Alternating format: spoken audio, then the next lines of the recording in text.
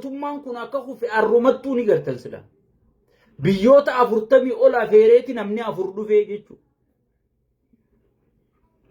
Biyyoota 40 ol xalaayaadhaan telefoonaan afeereeti namni 4 dhufe.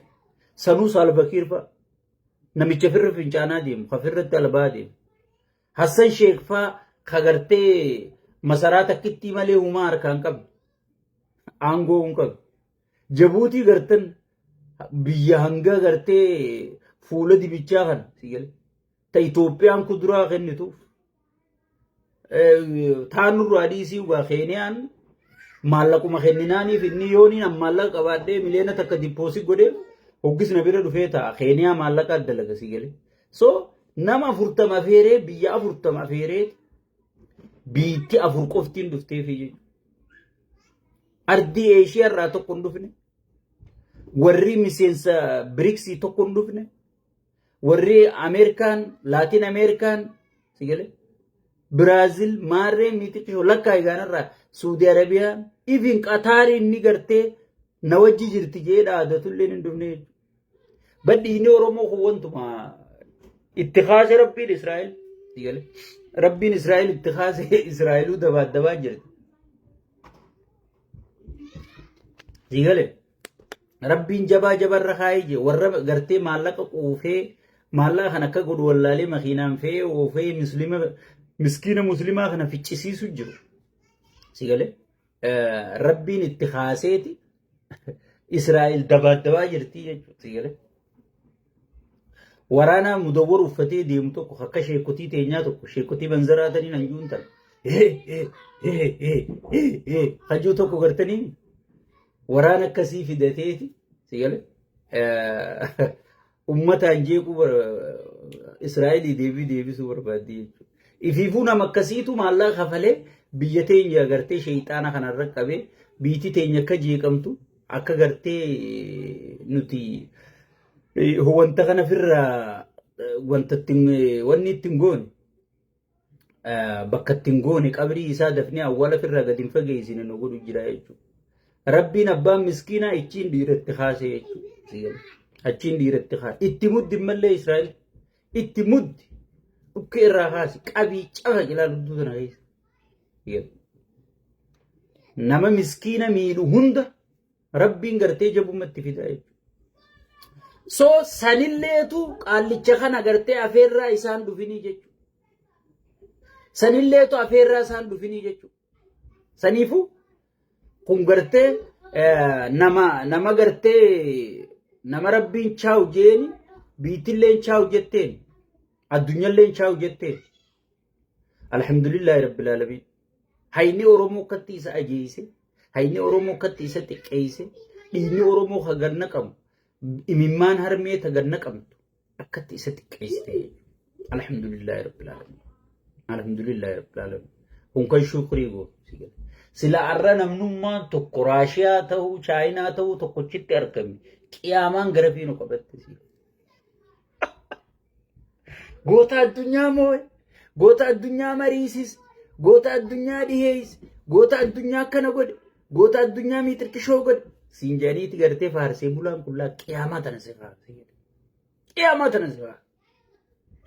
Daniifuu obboleeyyan kiyya wanni nan isin kadhadhu wanni nan isin hinjuu ummata keessaniif sagalee ta'a. Ummata keessaniif sagalee ta'a. Wallaahi ummatuma gartee qaamni isaanii turii kan ichi ilaaltu sittin tollesan san keessa ilmiin hiikmaa wayii jirti. Yoo ati ummata san miite bakka takka bakki ati ga'uu dandeessu jiru. Yoo ati ummata sanii gartee ummata sanii tolte wallaahi wanni si dura dhaabbataa jiru. Ni beeyti waan dhumu jiru garti maal akka jaawar godhu jiru beeyti maal akka marroon godhu jiru beeyti maal akka hayyoonni Oromoo godhu jiru beeyti wanni isin maraattee gartee haada kuttee kanaan eebbise miixirqishoon eebbise kanaan eebbise miliyyoon eebbise jettee wanni isin rakkattuuf sigalee ni beeytii jechu tokkummaa yoo dhufte hangam takka dhiibbaa uumtu والنجاي يودفت هنجم تككدي باوند أمني وان أبدتو أركتا أمني وان دقيفتو أركتا أمني قرتي تيكيداني قرتي dhiirtiin haadhuufu jirti jee mootummaa kana jala dhaabbataa inni Oromoos facaasee hayyoota Oromoo kaan dachii itti kennee kaan faayidaa xiqqoodhaan kaan waan adda addaatiin qabee ummanni kun akka hamileen isaa cabtu yaaboo maaltu nurraa dhoorka ka gaarabbuma yoo taate malee akka ummanni jiru meegaa kuunis use kuunis biyyaa bahe kuunis caljee kuunis hidhaa seene mee maaltu nurraa dhoorka gaajee akka ummanni Oromoo abdii muratu akka ummanni Oromoo maana uumte jiru akka ummanni Oromoo yaa rabbii kiyya eessumaayeen biyyatan maaliif guyyaa dhaloota kiyyaa san guyyaa du'atiyyatiin jijjiirin jee akka ummanniif jibbu godhuudhaaf tokkummaa hayyootaa kana diigee jechuudha. Qabsoo fuudhee biyyatti nu harkaa galchee jechuudha. Diyaaspooraa zeerootti hambisee qabsoo san dhiirtii fuuteeti diyaaspooratti harkaa deebifte. Amma namni hundinuu Jaawar maal jee Amaaraatiin Liddatuu maal jee jechuu eegalanii jee. Kubbaa fuudhanii harkaas deebisanii jee. Hayyoota kana jala hiriirree dhageeffannee waboo teenya jabeeffannee gargaarrannee fuula dura deemuun tiyyaa fi teeti adeemu. Tiyyaa fi teeti. Na dhagee hawaasni waliin dhageenye hawaasni duree isaan kabanye hawaasni gartee jaankii fi jaankittii jala ceebu jaankuma ta'eef. Keessattuu warri immoo qushaasha jala yaatanii goota keenya gootittii teenya miixirqishoo keenya mee dhaabbadhaaf ilaala. Ummata keessan kan dhumu jiru kana ilaala. Haadha teessan taboochu kana ilaala. Arra yoonii goofandiin takka banamtee mee qarshii 100 takka as kennaa jiran ka kennu meeqa. Yoo durriyyee tanaa leenca TikTok irra baabaluu geema qaba Amaaraa wajji qaba yoo isiin jaan if garsiisuuf waaw ifiin jechuuf wal caccabsaan dhayitaan. Obboleeyyan kiyya mee xiqqoo dammaqa. Yaa obboleeyyan kiyya xiqqoo dammaqa. Dammaqa nu barbaachisa. Ummanni keenya kun nuufi rabbi malee qabu. Oromoo wal malee gargaarsan qabdu. Addunyaanis isiin jaalattu. Heddummina isiitii fi qabeenya biyyasii kanaatu gartee akka namni isii jibbu godhee jechuudha. Akka namni isirraa fagaatu godhee. Yaa qeeran samaaliif si jibban jechuun jennaan gugaasaatii fi jecha. Gaafa nuti wal malee hin qabne kun wal diiguu eegalle. Gaafa Harargee fi Arsii wal lolle. Gaafa gartee Arsii Qoomandoo fi Baalee wal lolle. Baalee biyya jennee gartee ajandaa xixiqqaa akkanaa ganda keessa safara keessa Baalee sun har'a nu harka jirti. Gurraadhaan malee nu harka jira. Muyyaalee nu harka jirti. Mee maal harkaa qabnaa mee maal wal lolla. Dirredawaan nu harka jirti. Baabbilee nu harka jirti. Tulluu guuleen nu harka jirti. Mee maal harkaa qabnaa wal lolla mee naa mee if gaafadhu atummaan kun. Yaa obboleeyyan kiyya mee if gaafadha. Sosaniifuu kan nu barbaachisu tokkummaadhaan tokkummaa keenya jabeeffannee diina keenya irratti xiyyeeffachuudha jechuudha. Wanni nu baasu falli tokkicha kana qofa. Piippiin ammaas keessattuu sheexaantichi maqaa Abiyyi fi jiru. Wanni inni akka tokkummaa jibbuun jirtu. Yoo mana keessa tokkummaan bultuma keessa jiraatte inni hirriiban qabu. Paartii isaa keessa tokkummaan akka hin jiraanne gandaan wal ijaaraan siin jee amantii walirra ijaaraan siin jee. Namni paartii isaa keessa tokkummaan akka hin jiraanne barbaadu. Mee saba akkamii tokkummaa isaa barbaada.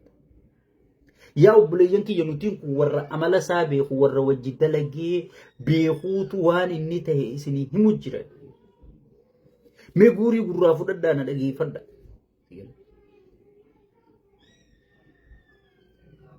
Mee guurii gurraa fudhadhaa na dhageeffadha.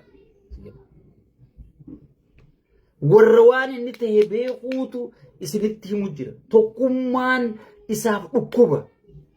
Eega gaafa kaan hayyoonni keenya Amaaraa wajjin walgahii godhatan wallaahi billaahi takka arafeen beeku.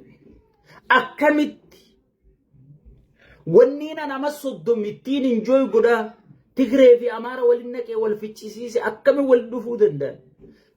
Oromoo fi Amaara wal ficcisiise akkami walitti dhufuudha aboo Jaawar jee wanni inni faarsee bulaa guutuu akka Jaawar abaaram godhu jiruuf Jaawar kanaa waliif fidee isaa barbaad nama humnatti haa keessaa naqunname osoo gaafas irraa gabaabsine maal qabna jedhanii lafa dhiita akka lafa dhawan jaaba warra akkas juu jira sila arra nageer kanne warra juu jira hangas takka siyaasaa dhuma qabdu tanaa jecha wal jibbu hayyuu keessaa fuudhee ija si dhaamsuu fedhu kakkanaa jiraa jechuudha.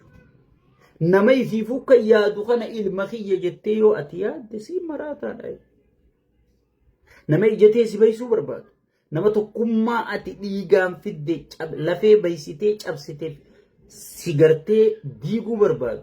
Nama Oromiyaa ati dhiigaan saraarratte daangaa Oromiyaa kan ati dhiigaan saraarratte.